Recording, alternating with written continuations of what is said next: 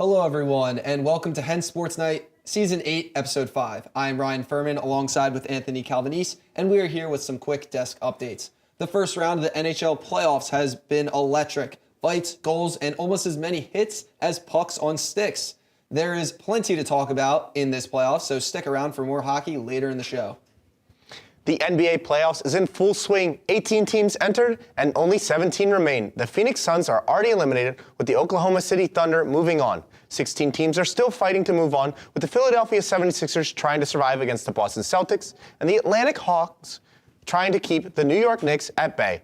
More on the NBA later in the show with Primetime as they make their long-awaited return. Stay tuned. And speaking of basketball, the NCAA just expanded the March Madness field to 76 teams. Now in the MLB, as a surprise to no one, the Yankees and the Dodgers are two of the top three teams in the league. However, two high-market local teams, the Phillies and the Mets, have had a slow start to the season. Over to the National Football League, the NFL draft has concluded, with Fernando Mendoza, quarterback out of Indiana, unsurprisingly going first overall to Las Vegas. It caps off a highly anticipated opening to the draft as teams locked in their future pieces. The 152nd Annual Kentucky Derby is coming up this Saturday at the historic Churchill Downs in Louisville, Kentucky, so get your bets in. Moving on to Delaware Athletics, former Delaware running back Marcus Yarns is making noise in the UFL after a breakout week, flashing big playability for the Houston Gamblers. Delaware women's lacrosse earned the top seed in the Atlantic Sun Conference tournament, becoming regular season champions. They capped off their impressive 8-0 conference record in a convincing 17-5 victory over Liberty last week. Coming up this Thursday, the Hens take on winner of Lindenwood and Coastal Carolina in the semifinals. The University of Delaware men's lacrosse team saw its 2026 season end on April 24th with a 15-5 loss to St. Joseph's University in Philadelphia. The defeat came in the regular season finale and closed out Delaware's first year competing in the Atlantic 10 Conference. Delaware Golf is competing in the Conference USA Championship, which goes from April 27th until the 30th at the Texarkana Country Club in Arkansas. Slow start for the Hens as they finish day 2 at +6 strokes, while UTEP leads the Heat at -26. Delaware Blue Hens softball is building momentum in its inaugural CUSA season. Tune in later where HSN's Emily Brown spent the day with the team. Delaware baseball is not having the inaugural Conference USA season they were hoping for, sitting at 14-31 on the year with only 2 conference wins. The Hens took on in-state rival Delaware State today and won 7-5. They host FIU this upcoming weekend for a 3-game home series. Don't forget to check out our socials, by the way, to keep up to date on our HSN shenanigans. And last, but certainly not least, our first ever sports moment of the week. Patent pending. In Spain's second division, Real Zaragoza were involved in a heated regional derby against SD Huesca. The match boiled over in stoppage time when goalkeeper Esteban Andrada, already sent off, punched Huesca captain Jorge Polito. The incident has left Andrada facing the prospect of a lengthy suspension and potential legal issues. That's all for us. Get desk updates. Now on to HSN Cornhole.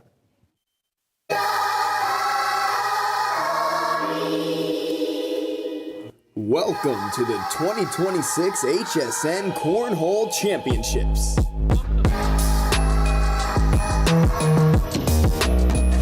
Six teams make up our bracket. We have 2 byes on the right side due to unforeseen circumstances, so just do me a favor and overlook that one. But up first, it's the Corporate Slayers versus the Philly Bulls. Here we go. Big for the team. Okay.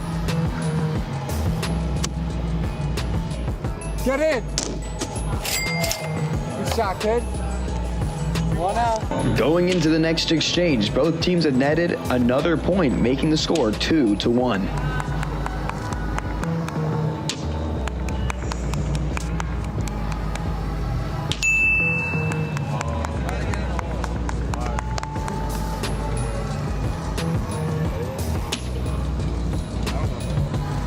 It's done! The upset of the century! Oh, we lost. That sucks. Call the game. Call the game. The Corporate Slayers move on. The Corporate Slayers move on indeed. Now, the Corn Dogs and S&J face off. We are going to save you from the misery of watching that match, and instead we'll play 2 clips just to recap what happened.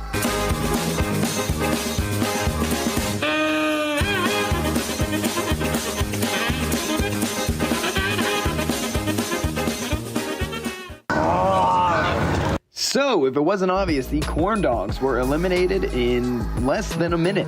It was a very quick match, very unfortunately for them. S&J move on to play the Corporate Slayers, and the Corporate Slayers win the match and await their opponent in the championship game. Let's kick it over to round 2. It's the Shenanigans versus the Dubs.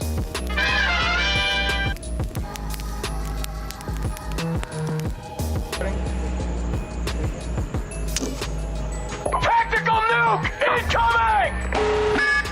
Come on, Jason. Help me! Go, Wally. Come on, man. No. That's off. Yeah. Let's go, Wally. Come on, man. Wally's on top. Ho, ho, ho. Green Giant.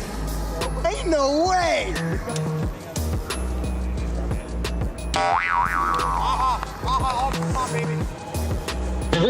Oh! James and Mendy like walked in. They don't have permanent power. Yes, Perfect. sir! Oh. GG's. That's it. And just like that, the Dubs punch their ticket to the championship game. And now, the Dubs versus the Corporate Slayers.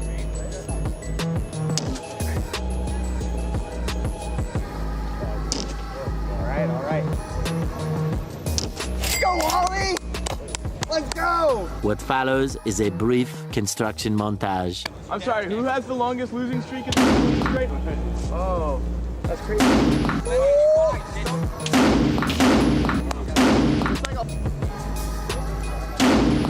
We hope you enjoyed this brief construction montage.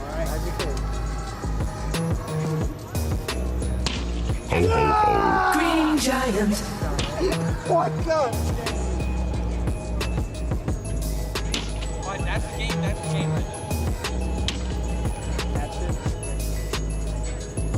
Ho, ho, ho. Green Giant.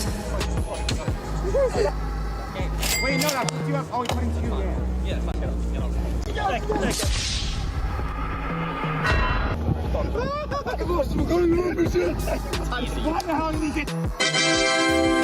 And when it's all said and done, the Dubs win the 2026 HSN Cornhole Tournament.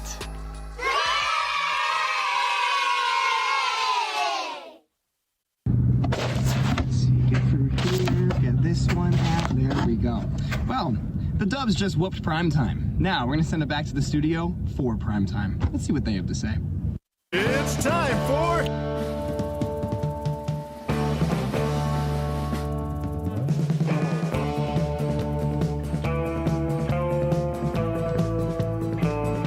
We bring the prime to you.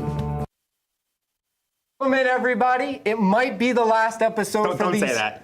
for these two idiots of primetime, but we like to do things big here. So, Mendy, can I get a drum roll going? Right now with us, we got a 14-time champion, a 13-time All-Star, the Hot Take Boys, Sean and Tony, for the final primetime. You know, right back to where it started, right back to the roots. Thank you, man. Thank you. Exactly. And you know, we got Tony here. Nobody loves LeGoat more than this guy, so we got to get right into it with the Lakers. And I mean, how about Bronny James? 5 points in a playoff series, more than Luka, more than Austin Reeves. I mean, 50% LeBron this guy is made of. The greatest teammate LeBron's ever had. 50%? That's what you gotta really get right. I feel like it's like just like if LeBron James didn't know basketball. What are you talking about? Huh? Yeah. Bro ain't that good yet. Like, come on. He obviously didn't get the hype, but he got the skill, he got the looks, he's got everything LeBron Him putting has. up 5 points also helped out my parlay in a very, very great way. What was the over/under? 0.5? 0.5. Was they gave you 0.5? But I took him for 5 points. Ooh. So, that was like a plus, a super plus. Yeah. Shout out to Bronny. Shout out to LeBron. He's going to be the second GOAT. He might even surpass. You know what they say? Damn. What you Honey doing? from my goats! Bro, what is happening? Bro, Honey from my goats. you need to calm down, bro. Like, this is just the start. Okay, but right now, who y'all think's gonna win the West? Thunder. King James, of course. You're betting against the Thunder. You're betting against King James. Actually, King James and Bronny, by the way. my bad. Let's come to Spurs. Give me Wembanyama. I mean, that guy's an alien. Nah, bro. No, it's not Wemby. It's not. It's the Thunder, okay? I might have picked the Nuggets originally, but they low-key got cooked. You're on the Thunder, dude. We aren't gotta change our bad. opinion. The Nuggets aren't bad. I got Lakers. You know what I mean? I'm with the GOAT. GOAT. And 5. Lakers in 5. I respect. Honey. Thank you, man. Thank you. Oh, wow. No problem. Going on my honey. Need it. Man. It's literally from Duncan, bro. Like, I don't know what specialness you got going on. But now, about? I'm stealing the honeys. But I mean, now we gotta focus on the East. The Sixers, they were down 7 at the half. It's probably more now. So the Sixers are out. So right now, I'm gonna give my take for who's gonna win the East. I'm going Boston. They're playing us. They got the most talent in the entire conference. They came in, they're hot. Mendy, I know something with your goats in New York, something you're pouring something on all of them. Do whatever you gotta do. You know what I have to say to that? What? Jalen, I love you. Knicks in 6. Knicks are not in 6. It's Hawks in 7. Make them Always crap. been. Hawks in 7. Sean, you got anything to comment on this kid? I think we need to put you in rehab for honey. I can't even believe you might be the first person to be in rehab for honey. That's insane. Oh my gosh. You're worse than Winnie the Pooh, Yes. bro. I ain't worse than Knicks in 6. You worse than Tony, and that's a lot. That's crazy. Am I worse than Adam Gase? Anywho, the team subject. I got come from the East. Sore subject. Sixers, no. It pains me as a Sixers fan. It's like Joel Embiid said. Yeah. Between the Sixers and the Celtics, it's not a rivalry no more. They always kick out behind. Joel Embiid useless. Unfortunately, no. Unfortunately, Yeah, I got Celtics from out there. It pains me to even say that, but if I'm talking like realistically speaking, Celtics like the East, man. I feel like if the Sixers had Cat instead of Embiid, they'd be beating the the Celtics big right now. purr ain't doing nothing. The The Big Purr and Jalen Brunson are taking the Knicks all the way to the NBA Finals, and we're beating anybody out of the West. The big Stop. what? The That's big bad. who? The Big Cat. Dude, I thought you said that's something not else. a name, bro. That's not a name. Tony, before we got to get out here, who's your pick? Play the song. That's all I'm gonna say. Clap your hands, everybody, for the Philadelphia 76ers. Well, Orlando Magic. Hey, Orlando Magic. Hey, Orlando Magic in 6, by the way. in 6, they ain't finishing 5? Because I hear No, Franz is out. 5's only for LeBron. 5. Magic in 6. 5 for this series. Oh. 6 to win the Eastern Conference Finals. Okay. I mean, I think you might be onto something, but after this round, they're going to have to take on the Cavs. They ain't going to beat the Beard. If the Cavs beat the Raptors. I don't know. I like that Cavs team. They got a lot of talent. Well, thank you, everybody, for watching the final prime time. From Mendy, myself, Sean, Tony, we got a bunch of honey we're going to throw out into the crowd, y'all. Here you go, honey for everybody. And now we're going to kick it to Emily with the softball interview.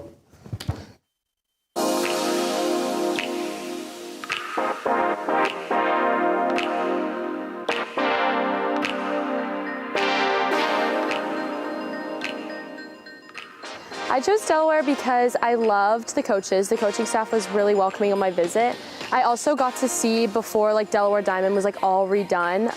I got to see the dirt field and everything, but they took me into a film room and let me see what the renovations were going to be and what it was going to look like. And I think I just saw that and imagined myself playing on it. And so I think that was a really big part that they were doing so much new stuff to the field. I loved that. I think what initially drew me to Delaware was that it just felt like home. My mom used to work here a while ago, and so just coming on campus, it just felt like a place that felt like home to me. And especially I think I remember meeting the coaches and the team, and it just felt like a place that I felt like I could really fit into. I wanted to win a championship. I mean, they were regular season champs last year, and I think that's crazy. Billy came in as a transfer, and that was so huge that we got Billy. And I think that having her be the powerhouse of that team with Sydney and all of the transfers and seniors last year. So I think that just wanting to win a championship and just making our own name for our first year in Conference USA. We knew the identities of every single team in the CAA. So coming into a new conference, we had to figure out how to be us and know how the other teams were gonna act almost. Like we had no idea what to expect from any of the teams coming into the CUSA. So that was the biggest change, is like figuring out who everybody was and then how to maintain our identity while facing new people. I honestly didn't anticipate the travel to be as crazy as it is. Like I had no idea. I knew we'd go far, but I didn't anticipate like losing sleep and gaining sleep and all of those things. So that's been like the biggest shift for me, is like it's not just a bus ride 2 hours. It's a plane ride 4 hours and then a bus. Like it's been crazy that way. Like I don't think I thought about how much travel there actually would be. The upperclassmen are always really helpful. Like, I definitely don't feel like an underclassman here, and I think that that's like a big part of our culture that we like set aside here, and that's very important with the coaches too, is like a good culture and we all meet our standards. And so I think the upperclassmen especially, like they've helped me like kind of navigate my freshman year, and like I think that's just been the biggest part, is the upperclassmen and like our whole team just being so supportive. Sydney is a really big, I see a lot of myself in Sydney, and I think that she's been really good with helping me just kind of like navigate everything. I mean, she's my biggest cheerleader, and I think that that's comes a lot from Sid because of how much success she's had, and I think that that's huge, that like she wants me to have the same success that she's had, and I think that like she's just such a lockdown person for this team that like just having her be in my corner is really big. It's been a unique opportunity, I think, like especially like for me and Sid, because we've always had a very veteran team. We've always had a bunch of upperclassmen, and for us to just all of a sudden be we're like the main two returning that have had the innings, that have had the stuff behind us to kind of be like, this is how we do things. So that's kind of been like a unique thing about this season, so that's been fun.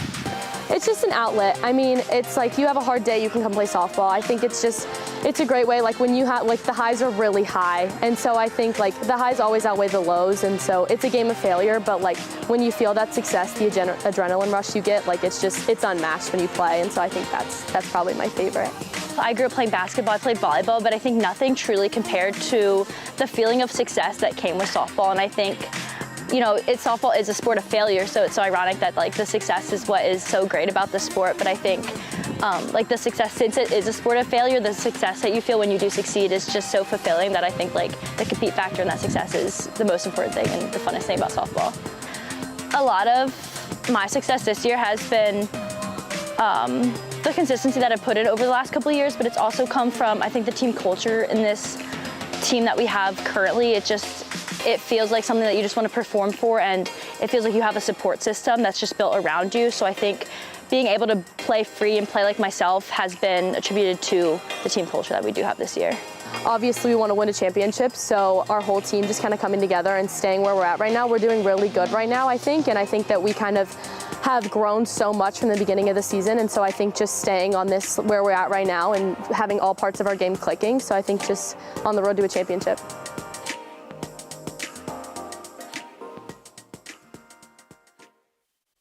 Hello, everyone, and welcome back to Puck to the Net, Stanley Cup Playoff Edition. My name is Jason Preston. I'm here with Rob, Connor, and Tyler. Now, before we get into everything, I just want to go over a bit of the first round. So previously in the Stanley Cup playoffs, the Avalanche have now swept the Los Angeles Kings with Anze Kopitar playing his final game in LA. Unfortunately, they got swept. And the Carolina Hurricanes swept the Ottawa Senators. I'm not a big fan of the Senators, so it was good to see Brady Tkachuk go home. Rob, what have your thoughts been on the first round of the playoffs? The biggest surprise to me so far in the playoffs has been the Lightning, the Stars, and the Golden Knights. I thought they would all run away with a full-on 4-game sweep, but it's been interesting to see the Canadiens, Mammoth, and Wild all take the fight to them as the series are currently tied 2-2. Yeah, and Tyler, a lot of things that are going on right now. Do you want to update us on what's going on currently live in the NHL? And right now, the Stars and the Wild are tied at 1 right now, and I believe Minnesota has exited the power play, while Boston and Buffalo is a 1-0 game for the Buffalo Sabres.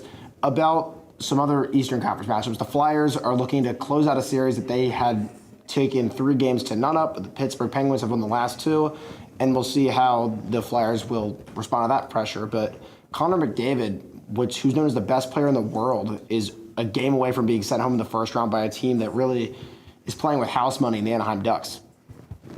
Yeah, that's pretty crazy if we're looking at it, that their goaltender Connor Ingram and Tristan Jarry have just not been able to do much against a young Anaheim Ducks team. And these guys, the Ducks led by Leo Carlsson, are just piling it on, scoring like 5-7 goals a game against this goaltending, which is really surprising for a team that's made back-to-back Stanley Cups.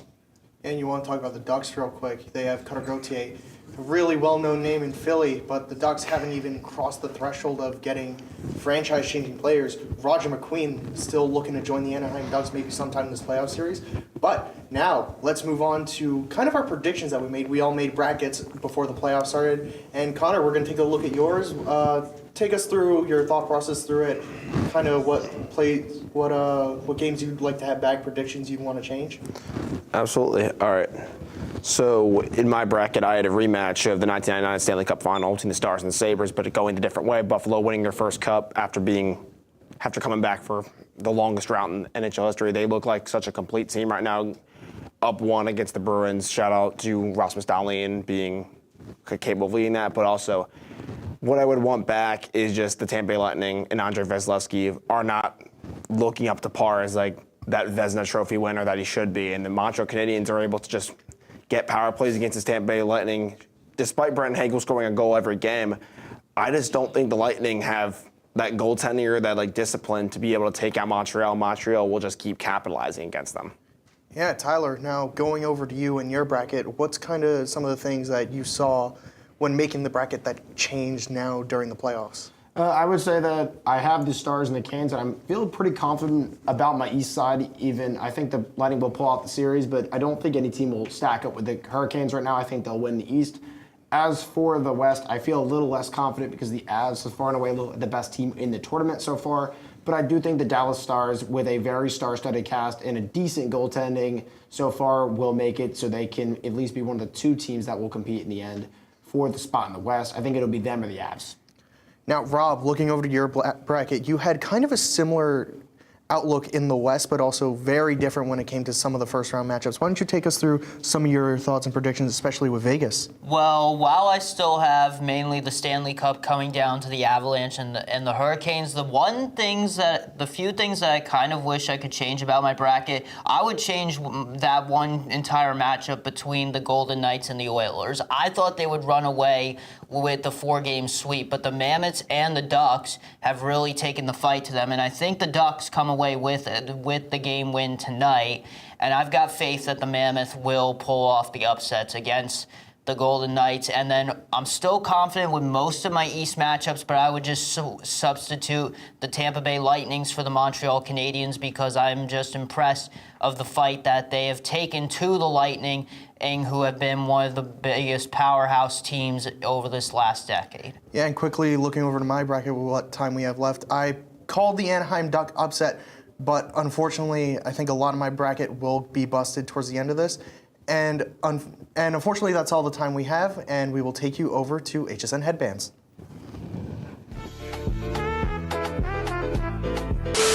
So we're going to put our words up right now. Go look around. We're going to see what everyone has. Okay. Okay. Am I a stadium? No. I think. Oh my God! I don't know what this could be at this point. I don't know what I am. Like I don't have a category. I'm gonna go with does my person play for the Lakers? No. Not the Lakers. The LA Lakers. I'm a swinger for the LA Lakers. I'm actually the swinger for the LA Lakers. The swinger. He's the swinger for the what? Does my person play for the Phillies? No. Oh, I might be cooked. Let's see. Is my object used in football? No. No. And here we go again. Yo, I'm dead stumped. Am I a sports show? No. Well, I would go with maybe. Technically, let's say technically. You could be televised. Does my player play in the East? Yeah, they do. Does my player play for the Yankees? Yes. They might, yeah, they do. Over. Is my player, not my player, is my object used in hockey? Yes. Yeah. Ooh. Well, I feel like one of you two are getting at this wrong. So shooter's gonna shoot. There's no way you'd give me a Sixers player, but I'm hoping you did. Is it Tyrese Maxey? No. No. All right, Emily. Am I Aaron Judge? You are. Yes. Yay! All right. Well, we're gonna start now by flipping up our words, and here we go. Oh. Okay. This is so. Yep, that's cool. Oh, Anthony. All right, Anthony. Is mine a person? No. Yes. Yes. Oh my God, I'm cooked. Is my thing an object? Yes. Okay. I don't know what it is, but Is mine an event? Like. yeah, Yes. yeah, it is. Okay. See, the event thing lined us up. Okay. Does my man play in the Big Four leagues? No. No. Here's the damn problem. All right, Emily. Is mine an event? Yeah. Yes. Yeah, I'd say so. Jake's cornhole. That's what I was thinking. You can get something like Throw this. a trash bag into space at work. Is the sport that this person plays televised? Yeah. Wait, what? Yeah, Wait, it is. Regularly televised. Yeah. Oh, I see where you're going with it. I see what he's trying to say. No, the answer is yes, guys. Don't Yes. don't Yes. sit here. Don't give him a I'm bone. being led astray by thing 1 and thing 2, aren't I? Do people go in person to see this? No. Yeah. Yeah. No. No. No, they don't. Dylan, No, they you don't. are genuinely just. Are you sure? Now. How is that? How No. do you go see this in person? You can't see it in person. All right. You know what the answer is no. Emily, you're not gonna get That was I'm crazy. getting this. I'm like. Seriously? Don't make the face. You're actually just Seriously? put the medal up. Dylan's a cheater. Cheating. Does my person go to the University of Delaware? Yes. Yes, they do. Actually terrible. You're gonna now get it who? Before any of us do. Oh, I wonder who. Well, the televised thing gave it away now, because you want to be a little. Are people even involved in this event? Yes. Yeah. Yes. Oh, yes. Lots of people. Yes. Lots. Yeah. Lots of people. Lots of people. Lots of people. Around the nation. Yeah. Some. Even you. Has my person ever commentated a pickleball event? No. No. I knew you were going there. I knew you were going to say that. Yep. You thought you were all. He thought he was on it. He thought he had it. Nope. It's like, I got it. I got it. Powerful overhead smash. Yeah. I think I might know what it is. Oh, that's what he said. Yeah, he did say that, and guys, I don't even know what it's an object, not a 4 major sport object. Yeah, so start guessing sports that aren't 4 major sports. Does it involve horses? No. A few moments later. Am I fantasy football? Yes! Wow! Wait, I want to see this. I want to see this reveal. He does I want to see this reveal. Sport. What sport does he play? You asked if it was. Central. You asked if it was What televised. sport does he play? No, you know No, what sport does he play? No one said he had to play a sport. No, you asked if it was if he's televised. Associated with the 4 major. Oh, what sport does Mickelson? 2 hours later. I don't know what part of this is making it into the edit. I really don't know.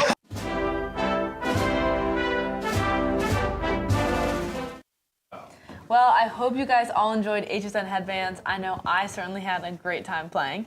But now I'm here with my lovely ladies of HSN, and today we're going to be talking about our favorite female athletes. So, Carrie, do you want to take it away? For sure. Number 1, I have Coco Gauff. I played tennis growing up, if you can call it that. I got hit with more tennis balls than I hit, which is why I love Coco, because she's an icon. When she was just 14, she started her professional career. Now we're practically the same age. She's 22, Grand Slam champion, beat Serena Williams at 15 years old, and was side by side with LeBron at the 2024 Olympics. Like, it doesn't get better than that. Every time I hear about these athletes that are my age, I'm like, wow, clearly I'm not doing something right. But my number 1 favorite female athlete is Katie Ledecky. I used to swim back in elementary and middle school, and I know I looked up to her like so much. She's absolutely insane. She's the most decorated female swimmer. She has 54 medals in international competition, which is insane, and 14 of those are at the Olympics, 9 of them being gold. And she's most famously known for her 800 freestyle.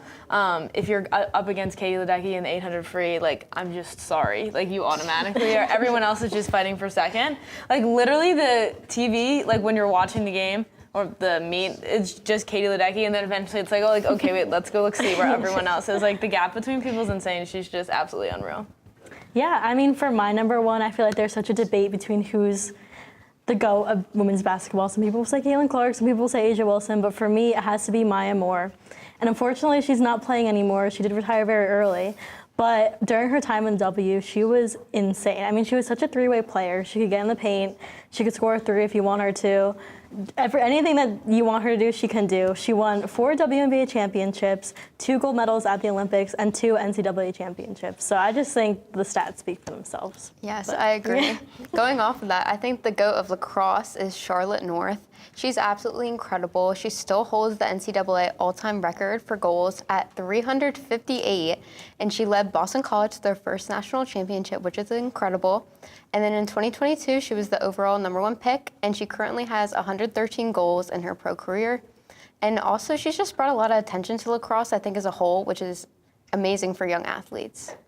I think, like, college athletes especially, like, there's a lot to be said about them. After working in college athletics, I feel like I've got a better perspective, you could say, on, like, what it takes to actually be a college athlete, and it's so much more than I think a lot of people realize. So the fact that so many college athletes are able to do such amazing things while also having to do school and normal college student activities is insane. Definitely. But for number 2, I have Sydney McLaughlin, another sport that I used to play. Now, mind you, I was pretty bad at this. Track, not my strong suit. I've ran a little bit of everything. 1600, 3200, 800, 400, and let me tell you, the 400, not a fun race. The 4x4, every time I got put in, I was like, oh my goodness, someone just bring me an inhaler, like I'm not gonna make it through. But Sydney McLaughlin makes it look so, like, effortless, and not even just the 400 meter hurdles, which is her main event, and, like, I don't think I could even get over a hurdle if I tried. But she has the world record right now for 400 meter hurdles, and she's won gold in the 2022 as well as the 2024 Olympics in both the 4x4 and the 400 meter hurdles. So I think watching her, it literally just looks like she's, like, jogging, and she's definitely made such an impact on the women's track and field world. I don't know how she runs the 4x4 so easily. I would have had to get, like, picked up off the floor. But at number 2, I have my queen, Asia Wilson, 2-time WNBA MVP. She led the Aces to back-to-back championships in 2022 and 2023. First draft pick in the 2018 draft. So she's just been killing it ever since she stepped foot on that court. A beast on defense. Like, she's my icon for sure.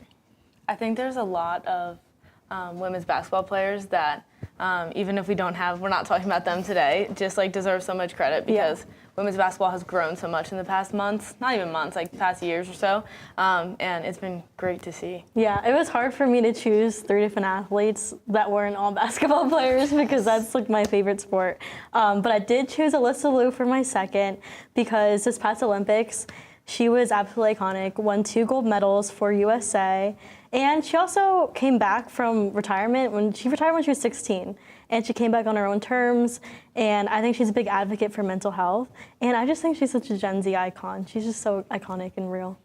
Yeah, speaking of icons, I said for my number 2, Ilona Moore. She's just been so passionate about spreading body positivity online, and especially gaining a platform on Dancing with the Stars. She really spread how rugby can be for more than just men, and I think that's absolutely incredible. Yeah, and, like, getting to, like, every once in a while, like, all her videos pop up on my For You page, and I'm like, oh, girl, you're, like, actually the best. And she's made such an impact on so many, like, young women, which is such a wonderful thing to see. Obviously, we could sit here and talk forever, but we're going to do a quick speed run. So my third athlete is Simone Biles. My third is Trinity Rodman. My third is Layla Edwards. And my third is Gabby Douglas. And unfortunately, that is all the time that we have today. Thank you so much for tuning in to the 5th episode on Season 8 of Hen's Sports Night. Come back in 2 weeks on May 12th for our hour-long finale at 8 p.m. Have a good night, everyone.